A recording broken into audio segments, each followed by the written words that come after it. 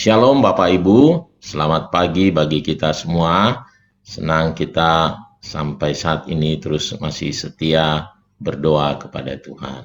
Ya, Bapak Ibu, pada waktu zaman saya masih sekolah, kuliah gitu ya, Bapak Ibu saya sering dulu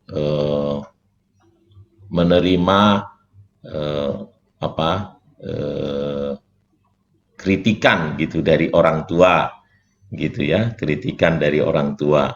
Dan saya juga mengalaminya sendiri juga ya, akhir-akhirnya juga mengalaminya. Apa itu? Karena di zaman itu teknologi komunikasi tidak seperti sekarang ya.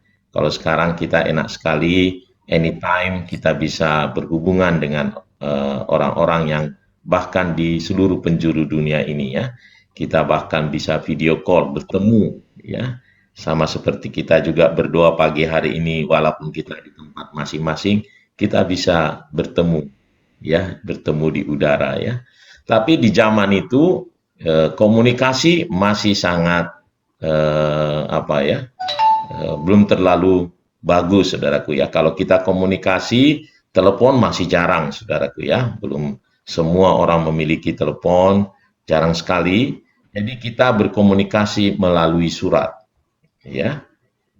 Nah, salah satu yang dikritik tadi adalah jadi hubungan kita dengan orang kita nih merantau ke Jawa ya, sekolah, kuliah di Jawa.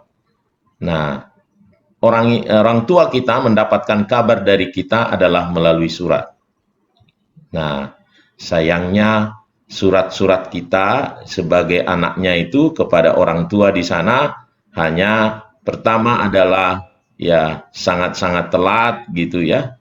Kita hanya menulis surat jika ada keperluan, jika ada permohonan. Jadi misalnya ya, kalau wesel, waktu itu wesel ya, jadi bukan kiriman melalui bank, kadang baru melalui kantor pos, namanya wesel. Atau bisa juga memang dikirim melalui bank ya. Waktu kalaupun dikirim melalui bank, bukan karena kita punya rekening di bank itu. Jadi kita harus datang ke bank untuk mengambilnya, ya.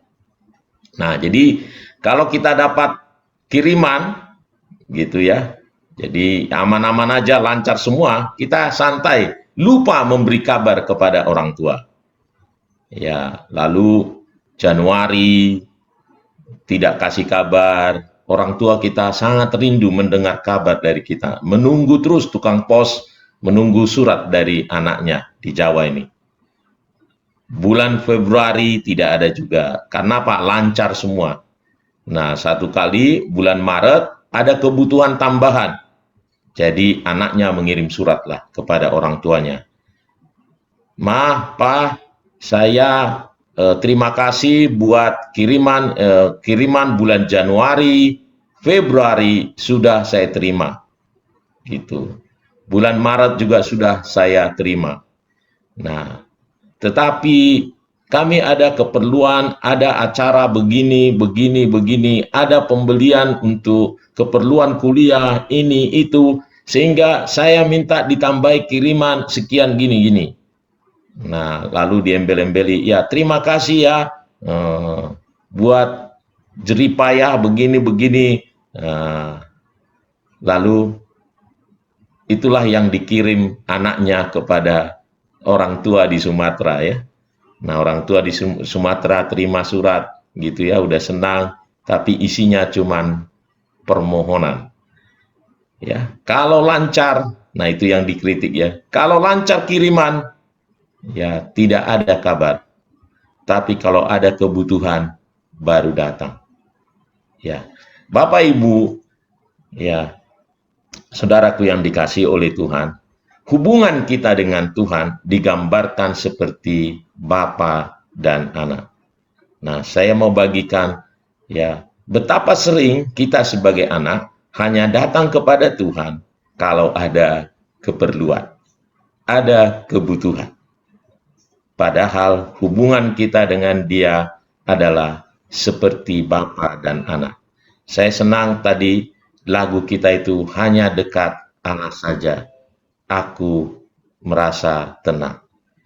Sebenarnya kebutuhan kita ya bukan hanya sekedar kalau berdoa itu adalah permohonan, tetapi yang Tuhan mau adalah hubungan kita dengan Dia, kasih kita dengan Dia.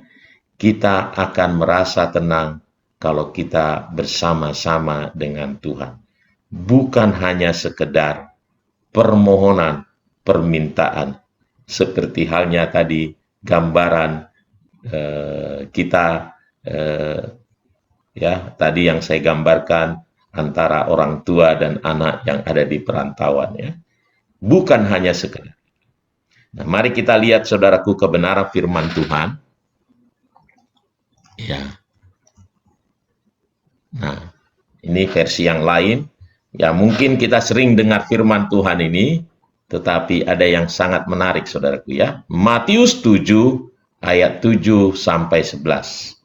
Matius 7 ayat 7 sampai 11. Mintalah maka akan diberikan kepadamu. Carilah maka kamu akan mendapat. Ketoklah maka pintu akan dibukakan bagimu. Karena setiap orang yang meminta menerima, dan setiap orang yang mencari mendapat, dan setiap orang yang mengetok baginya pintu dibukakan. Adakah seorang daripadamu yang memberikan batu kepada anaknya jika ia meminta roti, atau memberi ular jika ia meminta ikan? Jadi, jika kamu yang jahat tahu memberi pemberian yang baik kepada anak-anakmu, apalagi Bapamu yang di surga, Ia akan memberikan yang baik kepada mereka yang meminta kepadanya. Nah, menarik sekali saudaraku, Bapak Ibu yang dikasih oleh Tuhan.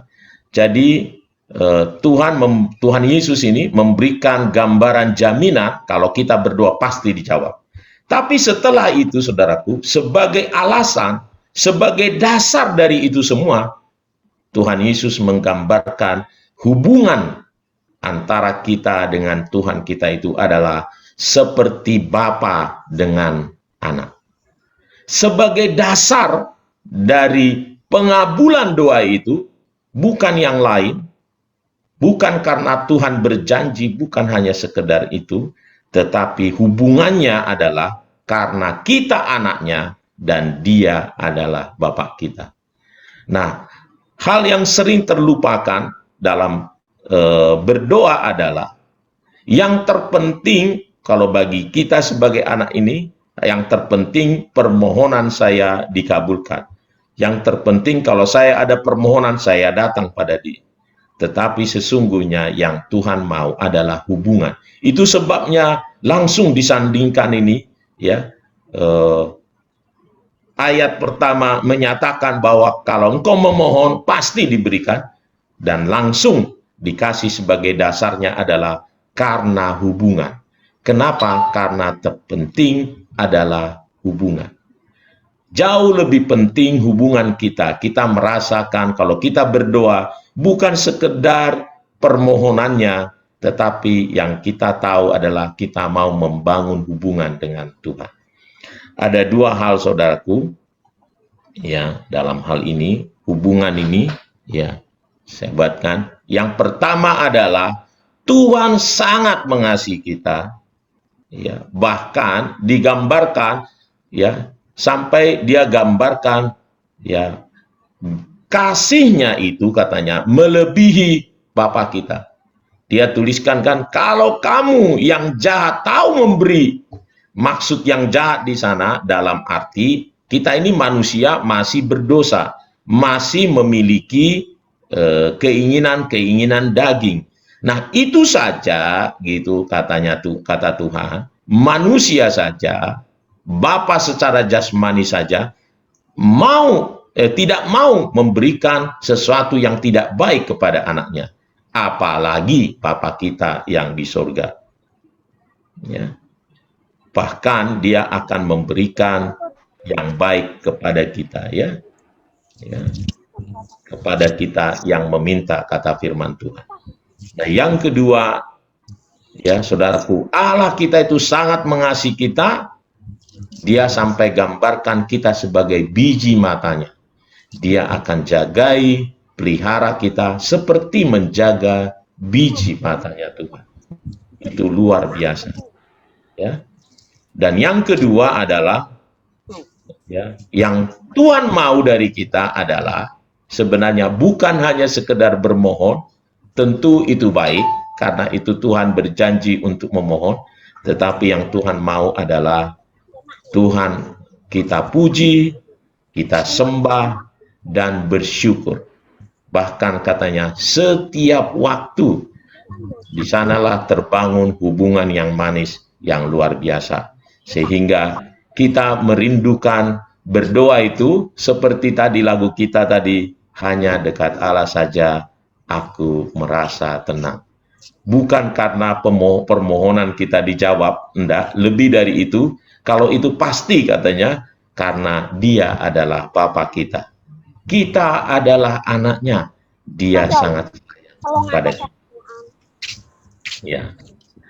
Dan ada satu lagu, saudaraku, yang sangat menggambarkan ini, hubungan ini, yaitu Bapa sungguh besar kasih setiamu. Mari Bapak Ibu saudaraku yang dikasihi oleh Tuhan, biar dengan lagu ini juga ini menjadi satu pernyataan kita bahwa sungguh hubungan kita dengan Tuhan kita jauh lebih utama daripada sekedar permohonan kita. Kita tahu bahwa Allah kita Allah yang suka memberi. Dia memberikan apa yang baik untuk kita. Tapi yang Tuhan mau, kita senantiasa memiliki hubungan yang erat dengan Dia, memiliki hubungan yang intim dengan Dia. Dia tidak hanya ingin mendengar kabar-kabar permohonan kita, tetapi yang Dia mau adalah kita menjadi orang-orang yang taat perintah Tuhan. Kita senantiasa bersyukur, memuji dan menyembah Dia dalam setiap waktu.